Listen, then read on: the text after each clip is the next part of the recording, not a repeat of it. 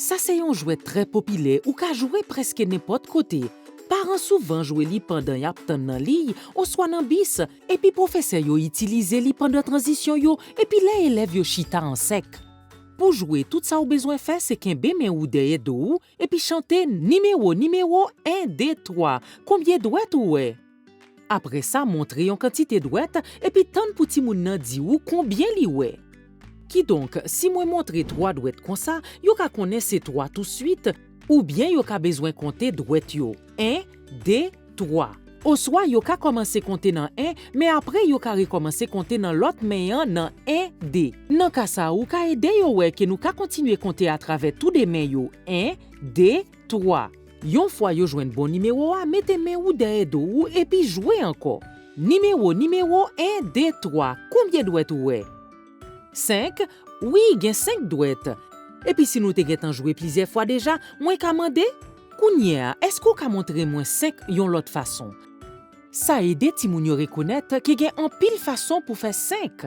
Yo ka fait 4 ak 1, 3 ak 2, 5 ak 0 ou bien yo ka fait même combinaison yo mais ak l'autre main.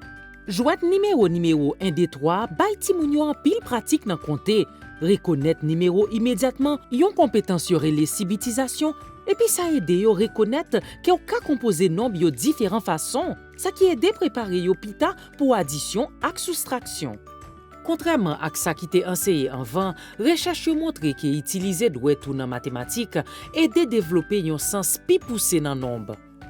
We started playing that game right from the beginning of the school year, and I noticed that the youngest of my students really like the game. They love showing the fingers. They love copying the fingers and try to come up with their own numbers.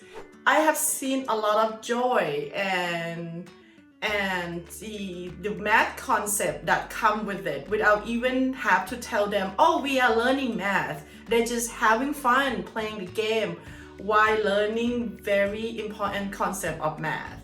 Also, for the families, you can play this game all the time. You can just ask the number, random number, and just say, number 1 2 3, how many fingers do you see? And it doesn't even have to be fingers. It could be Play-Doh, it could be ball, it could be even utensil on the table. You can just ask the student how many spoon on the table. And that's math is all around you, and you can just play this game everywhere, even remotely.